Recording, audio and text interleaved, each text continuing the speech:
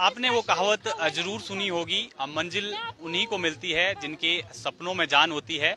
पंखों से कुछ नहीं होता, हौसलों से उड़ान होती है। और वही जो कहावत है वो चरितार्थ होती है निकिता चौधरी पर, जो हमारे साथ मौजूद है इस वक्त।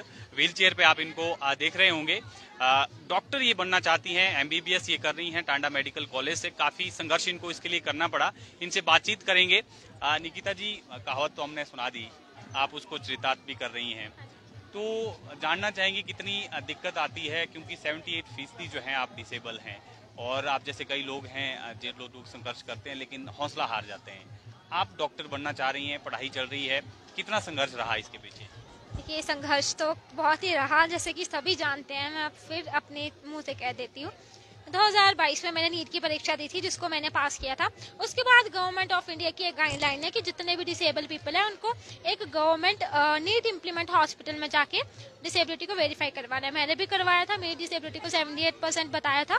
चंडीगढ़ का जो एक फेमस हॉस्पिटल है, गवर्नमेंट मेडिकल कॉलेज। उसके बाद मुझे स्टेट मेडिकल कॉलेज में, टांडा मेडिकल कॉलेज एमबीबीएस करने को मिला था। यहाँ पे डिसेबिलिटी में वेरिएशन आ गई थी, जिसकी वजह से यहाँ पे मैं इनएलिजिबल थी। उसके बाद मैंने हाई कोर्ट में रिट किया। हाई कोर्ट में रिट करने के बाद हाई कोर्ट ने मुझे पीजीआई चंडीगढ़ भेजा, जहाँ पे मेरी डिसेबिलिटी को दोबारा 78% बताया गया और एमबीबीएस करने के लिए एलिजिबल। लड़ाई लड़नी पड़ी, उसके बाद आप जो है एडमिशन हुई आपकी? जी, हाई कोर्ट जाना पड़ा।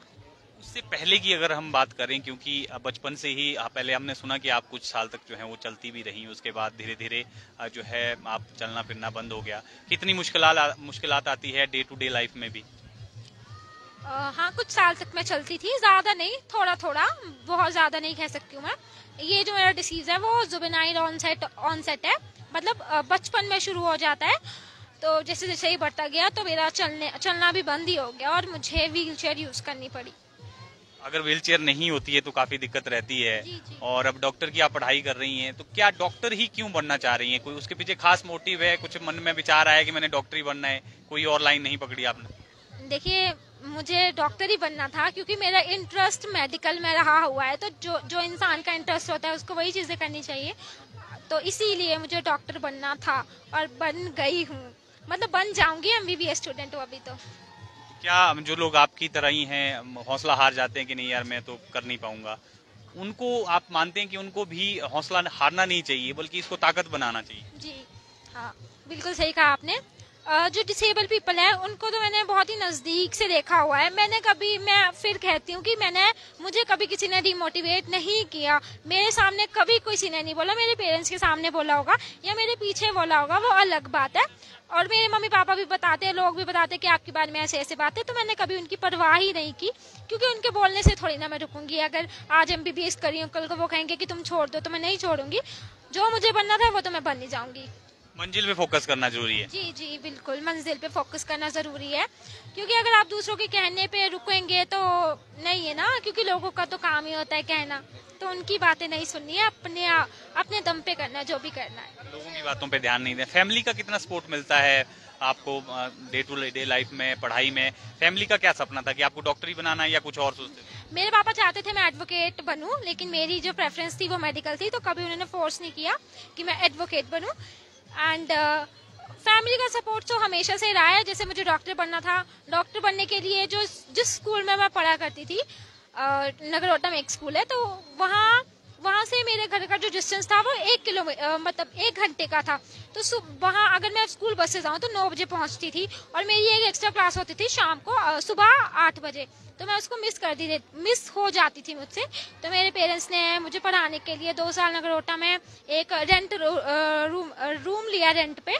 तो 2 साल हम वहाँ रहे। उसके बाद मैंने नीट करना था, तो सारी बुक्स जो भी चाहिए था वो मुझे घर पे लाके दिया। एंड जहाँ मैंने जैसे जैसे कहा कि अभी नीट हो गया तो अभी चंडीगढ़ जाना है मेडिकल करवाने के लिए, तो वो फिर रेडी हो गए, वहाँ गए। फिर ये टांडा में जो कुछ प्रॉब्लम आई तो मुझे हाई कोर्ट जाना पड़ा, तो वहाँ पे भी मेरे पेरेंट्स का फुल सपोर्ट रहा। कभी ऐसा नहीं कहा कि अगर तुम्हारे साथ किसी ने मना किया एमबीबीएस करने को तो नहीं करना है। उन्होंने कहा कि अगर तुम जो करना चाहती हो, जैसा करना है तुम करो, हम तुम्हारे साथ हैं। कितने भाई बहन हैं आप? मेरा एक ही भाई है, मुझसे छोटा है। हाँ। किसको ज्यादा प्यार करते हैं मम्मी पापा? दोनों को ही इक्वल करते हैं, पर मेरे साथ ज्यादा रहते हैं तो मुझसे ज्यादा करते हैं।